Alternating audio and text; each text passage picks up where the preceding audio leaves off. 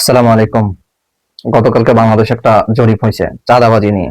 অবশ্য বাংলাদেশের মানুষ আমরা যারা আছি, অন্তত আমি বিশ্বাস করি না।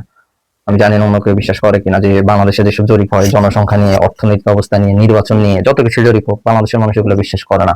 তো এটাতে আসছে যে বাংলাদেশের প্রায় ৩,০০০ স্থান থেকে আপনার প্রতিদিন নগদ ১০০ কোটি টাকা চাঁদাবাজি হয়।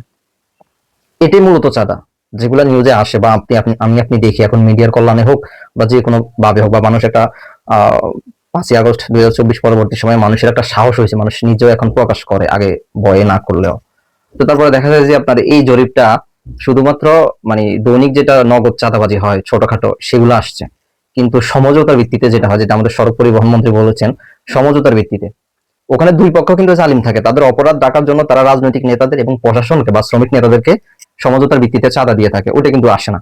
কিন্তু এই যে জিনিসগুলো আসে যে ৩,০০০ স্থান থেকে ১০০ কোটি টাকা দৈনিক চাঁদাবাজি হয়, এই জিনিসটা আসলে ছোটখাটো জিনিস, যারা রিক্সা ভ্যান থেকে শুরু করে বাস ট্রাক বা ছোট ছোট কিছু এরিয়া ভিত্তিক এই চাঁদাটা হয়, শুধু এটা আসে, কিন্তু বড়গুলো আসে না।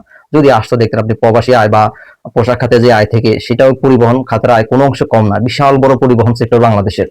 তাহলে এটা এই যে ছোটখাটো জিনিসটা আমাদের চোখে ধুলা দিয়ে বড় জিনিসগুলো আমাদের চোখ থেকে আড়াল করা হয়, আমাদের মিডিয়া থেকে আড়াল করা হয়, তাহলে এটা কিভাবে কন্ট্রোল হবে? ছোটখাটো জিনিসগুলো দিয়ে আমাদেরকে সান্ত্বনা দেওয়া হয়। তবে আপনি এই যে রিক্সা ভ্যান ট্রাক চালকদের, বাস চালকদের বা আপনার টেম্পো স্ট্যান্ড, এগুলা থেকে এই চাঁদাটা হলে মানুষের জীবনটা অসহ্য হয়ে যায়। তাহলে বড় ধরনের যে আকামগুলো হয় সেগুলো বাংলাদেশের কি পরিমাণ সম্পদ বা অর্থনীতি নষ্ট করে, এটা একবার আসলে মানে হিসাব নিকাশের বাহিরে হয়।